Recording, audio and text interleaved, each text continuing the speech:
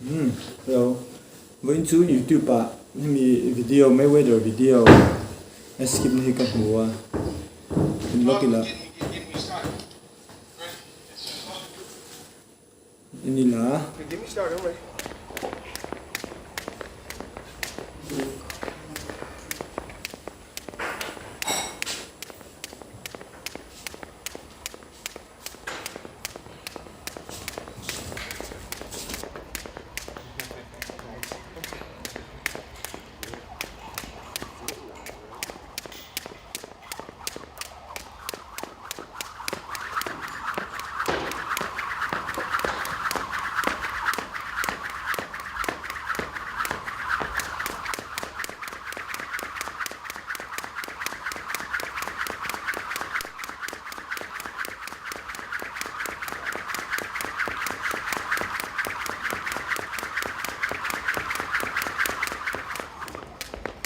Hang on 1 second.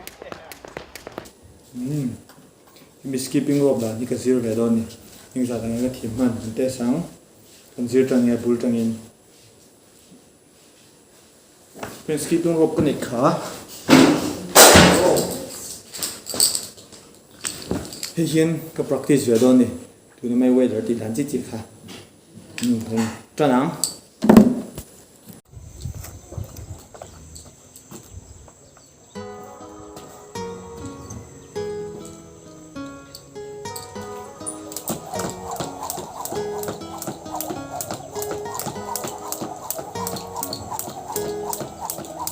pa nga hi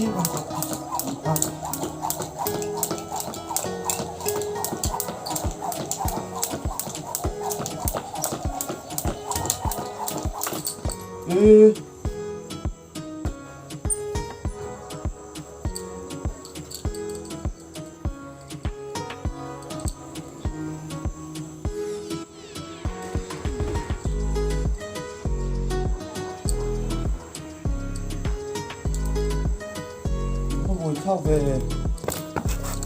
chặt đấy rồi xem thử đó này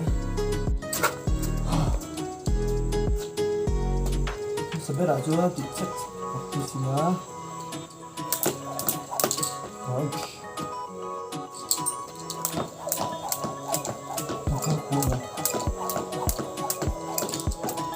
sebenarnya malah itu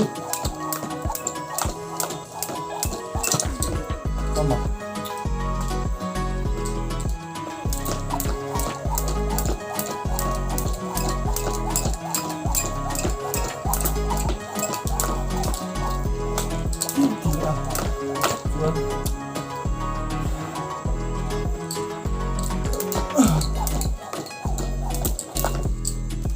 X kahartan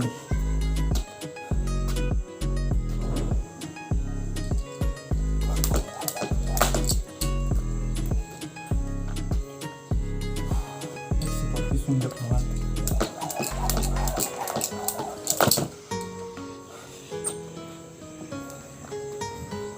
slide ini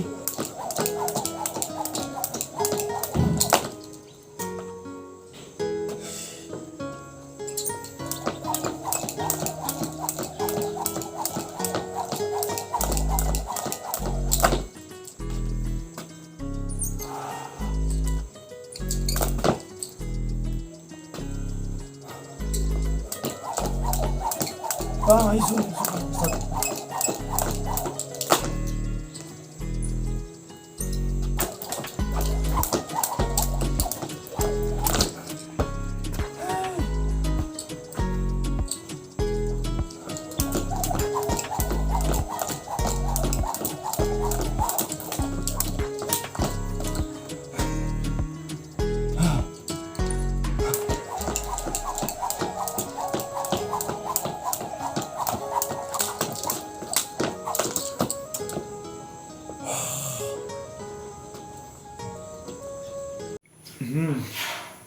Nimin good morning Nimin Khan kan try ya ma se om je nei lo try ba ka chu fu lo a step by step in ka ti don ta ni chuan a ron kal chu ka an vai a Lai hi step 1 hi chu zon pa ngai khan ni ber mai bit ne ya se hi chu apoi mo shaning ka shala wa bit hi he chu thiam mai tura kan nga ya step 1 chuan step 2 chu cross a zon lui step 2 cross a zon lui step 2 nia step 3 na ban ti cross hi chuan step 4 a chuan ban ti via zon rang hi lo ni le a step 4 lo ni le a chuan step 5 na chuan tlan pa ang dewa ban cross ti le hi lo ni le a step 5 thleng oma step 1 hi thiam sa kain nga ya step 2 na pokati thei zau zau tura ka nga ya pa ngai step 3 na tang hen zir ngai ni hi thiam tura kain ngai practice lengo second step a chuan first step master second step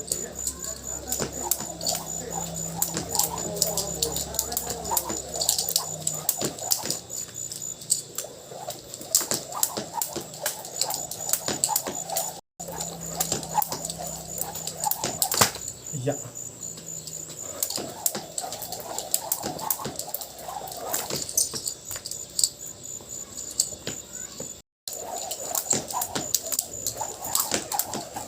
yeah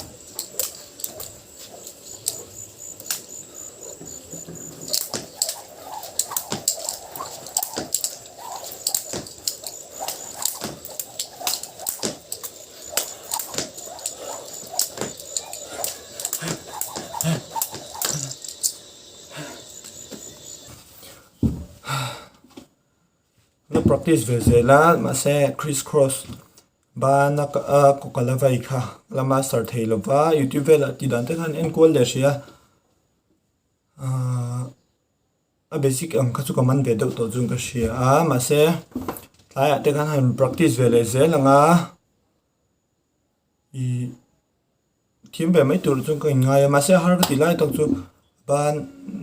step 2 na asira kan vai pheya alaya lakha ashui hi lo in vet le thina chu wan chunin ka la fo me a chan chun ti dik chunga mai la ti dik lo hi ka la nei fo me kha kha ka se thiam che lo ka shui that lo wange kan shuin an lo wange ka se lo wa kha kha asi le sira ka vai ton khan ashui kha lo in cross le thina chun chumi ti lo ba chuan crisscross hi ka doing kala master lo ba ka vai khan ka ti dik ve zo to ma se ka la le thina arang chung kala ti thelo ta crisscross thleng kala ti step 4 na I lan nang deu ti pa phe ka chu kala practice thleng lo ta shim ta chuan youtube vela te ka en zela re lo te ka thiam tur kan ngai be zela nge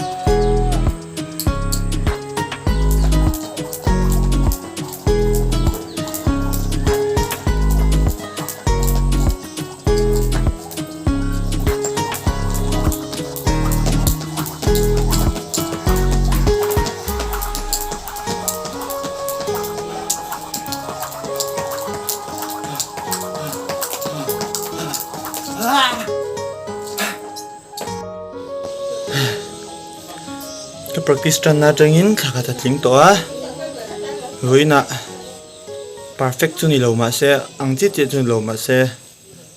step zong zong ka tikim ve thei ta thakhat Mayweather style Mayweather skipping rope ka practice nuwa boina ka tikim ve thei ta a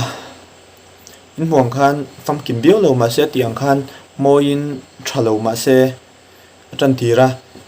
crisscross a exakati expon ti dik thei lo khan step pum puin ka tikim ve thei ta thakhat nuwa anuam ka ti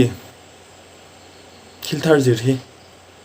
nangni po in ti thei lo in mi ngai san te thil ti da ne mo tak try ve chin rim ro nuam in ti ve rim mang